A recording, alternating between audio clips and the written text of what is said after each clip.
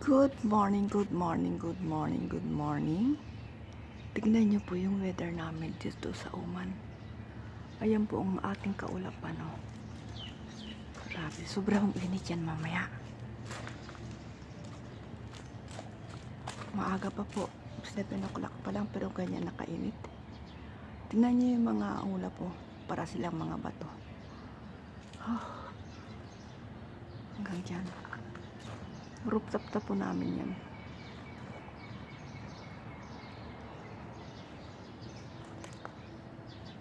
Ngayon pa lang po palag ceremony ng school. Pati mga bata late na pumasok.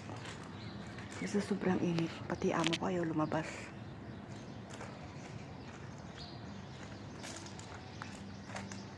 Ayan, grabe.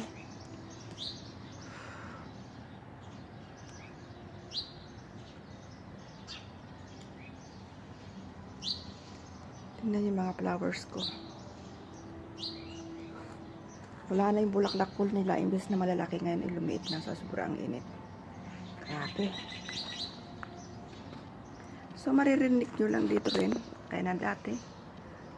Bird sound. Wala nang iba.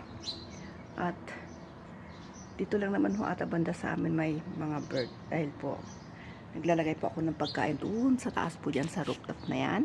Naglalagay po ako ng bigas, yung mga kanin po namin na tira-tira.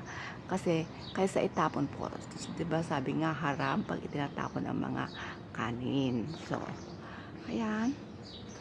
So, anyway guys, hanggang sa muli nating pagkikita.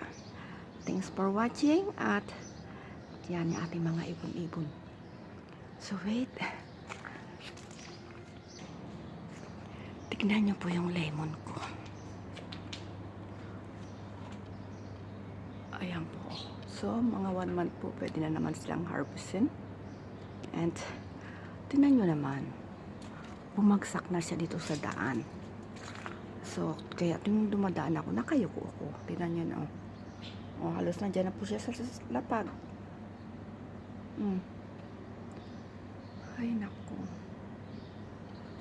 Ayan. Tingnan nyo yung dahon, puro alikabok. So, sound ng birds na naman ang maririnig nyo.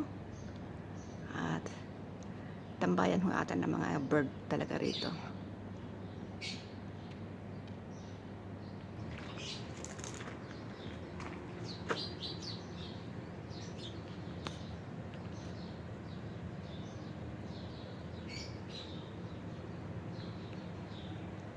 Ayan. Talaga po yung bunga ng mangga. Nagdilang anghel po yung aking isang kaibigan dyan na host. Nalaglag ho talaga yung mga bunga. Sabi niya sa akin nung pinapanood niya, sabi niya, maliliit pa yan. Posibleng mahuhulog pa yung mga bunga. Ayan. Nagdilang anghel po siya. Nahulog ang mga bunga. Wala pong natira kahit isa. First time po siyang magbunga, tapos ganyan pa. Nakita niya yung mga bird. Nag-iikot sila. Grabe. Ano po. Ayan. So, anyway guys, hanggang sa muli nating pagkikita. Hanggang dito na lang po at maraming salamat po sa mga nanonood at pagpalain po kayo nawa ng ating Panginoon at sana po ay pagpatuloy nyo ang ating magandang pagsasamahan at wala pong iwanan.